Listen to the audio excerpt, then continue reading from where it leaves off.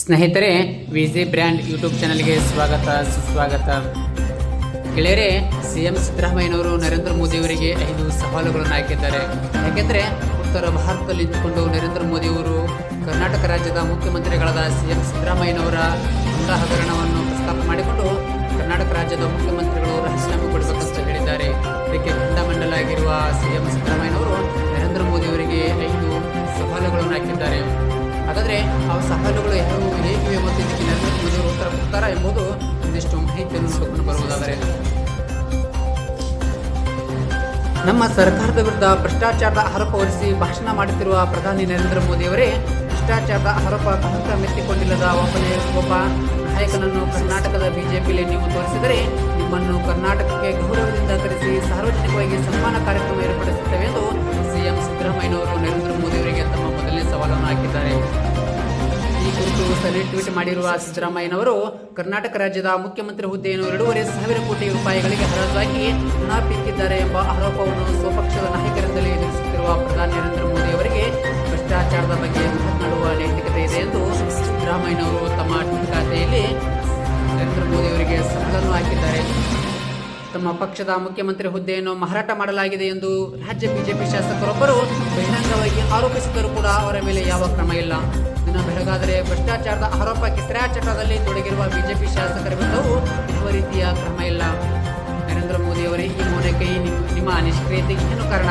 ಈ ಭ್ರಷ್ಟಾಚಾರದಲ್ಲಿ ನಿಮ್ಮ ಭಾಗಿದಾರರು ಯಾರೆಂದು ತಿಳಿದುಕೊಳ್ಳಬಹುದೇ ಎಂದು ಸಿಎಂ ಸಿದ್ದರಾಮಯ್ಯನವರು ನರೇಂದ್ರ ಮೋದಿಯವರಿಗೆ ಸವಾಲನ್ನು ಹಾಕುವ ಮೂಲಕ ಅವರಲ್ಲಿ ಉತ್ತರ ಕೇಳುವ ಪ್ರಶ್ನೆಯನ್ನು ಸಹ ಮಾಡಿದ್ದಾರೆ. ಗಣಿಗಾರಿಕೆಗೆ ಕಾನೂನು ಬಾಹಿರವಾಗಿ ಭೂಮಿ ಮಂಜೂರು ಮಾಡಿರುವ 100 ಕೋಟಿ ರೂಪಾಯಿ ಹಗರಣದ ಆರೋಪ ಹೊತ್ತಿರುವ HD ಕುಮಾರಸ್ವಾಮಿ ಅವರನ್ನು ಕೇಂದ್ರ ಸಚಿವ ಸಂಪುಟಕ್ಕೆ ಸೇರಿಸಿದ್ದೀರಿ. ಇತರರ ವಿರುದ್ಧ ಭ್ರಷ್ಟಾಚಾರದ ಆರೋಪ ಮಾಡುವಾಗ ಆತ್ಮಸಾಕ್ಷಿ ಚುಚ್ಚುವುದಿಲ್ಲವೇ? ಈ ಹಗರಣಕ್ಕೆ ಸಂಬಂಧಿಸಿದಂತೆ ನ್ಯಾಯಾಲಯಕ್ಕೆ ಆರೋಪ ಪಟ್ಟಿ ಸಲ್ಲಿಸಲು ಕರ್ನಾಟಕದ ಲೋಕಾಯುಕ್ತರು ಕೋರಿರುವ ಅನುಮತಿ ಬಗ್ಗೆ ಗನವೆತ್ತ ರಾಜ್ಯಪಾಲರು ಕಣ್ಣು ಮುಚ್ಚಿಕೊಂಡಿರುವುದೇಕೆ? ಅವರ ಮೇಲೆ ಒತ್ತಡ ಇರುತ್ತಿರುವವರು ಯಾರು ಎಂದು ಕರ್ನಾಟಕ ರಾಜ್ಯದ ಜನತೆ ನೋಡುತ್ತಿದೆ ಎಂದು ಸಿಎಂ ಸಿದ್ದರಾಮಯ್ಯನವರು ಕರ್ನಾಟಕ ರಾಜ್ಯದ ಸಿಎಂ ಸಿದ್ದರಾಮಯ್ಯನವರು ಇಲ್ಲಿ ಭಾರತದ ಪ್ರಧಾನಮಂತ್ರಿಗಳಾದಂಥ ನರೇಂದ್ರ ಮೋದಿಯವರಿಗೆ ಸವಾಲನ್ನು ಹಾಕಿದ್ದಾರೆ. ಪ್ರಧಾನಿ ನರೇಂದ್ರ ಮೋದಿಯವರೇ, ಕಳೆದ 11 ವರ್ಷಗಳಲ್ಲಿ ನಿರಂತರವಾಗಿ ನಿಮ್ಮ ಕಾರ್ಯಾಲಯದ ವಾಷಿಂಗ್ ಮೆಷಿನ್ ಕೆಲಸ ಮಾಡುತ್ತಿದೆ. ನಿಮ್ಮಿಂದಲೇ ಭ್ರಷ್ಟಾಚಾರದ ಆರೋಪಕ್ಕೆ ಒಳಗಾಗಿರುವ ವಿರೋಧ ಪಕ್ಷಗಳ ನಾಯಕರೆಲ್ಲ ವಾಷಿಂಗ್ ಮೆಷಿನ್ ಹಾಕಿ ಪ್ರಾಮಾಣಿಕರನ್ನಾಗಿ ಮಾಡುತ್ತಿರುವ ನಿಮ್ಮ ಚಾಕಚಕ್ಯತೆಗೆ ಶಬ್ಬಾಷ್ ಎನ್ನಲೇಬೇಕು. ಅಧಿಕೃತ ಮಾಹಿತಿಯ ಪ್ರಕಾರವೇ 2014ರಿಂದ ಇಲ್ಲಿಯವರೆಗೆ ಭ್ರಷ್ಟಾಚಾರದ ಆರೋಪ ಹೊತ್ತಿರುವ 25 ವಿರೋಧ ಪಕ್ಷ ನಾಯಕರನ್ನು ಬಿಜೆಪಿಯಲ್ಲಿ ಸೇರಿಸಿದ್ದೀರಿ.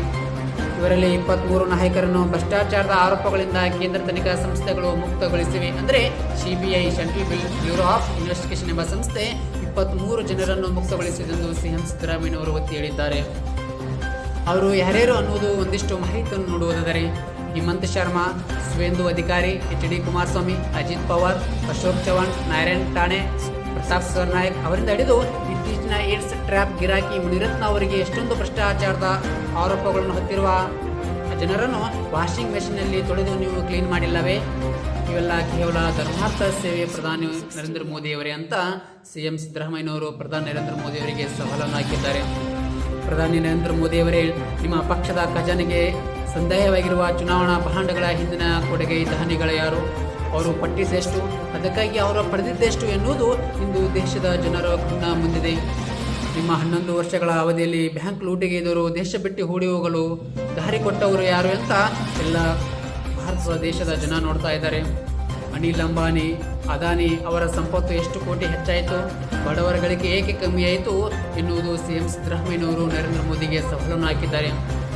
ನೀವು ಭ್ರಷ್ಟಾಚಾರದ ಬಗ್ಗೆ ಚರ್ಚೆ ಪ್ರಾರಂಭಿಸಿದ್ದು ನೋಡಿ ನನಗೆ ತುಂಬಾ ಸಂತೋಷವಾಯಿತು.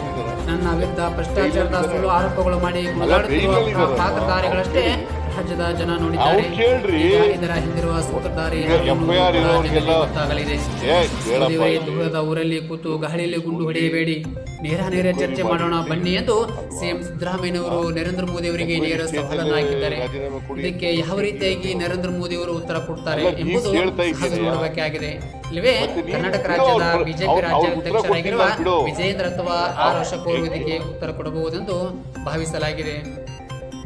ಇದು ಗೆಳೆಯರೇ ಸಿಎಂ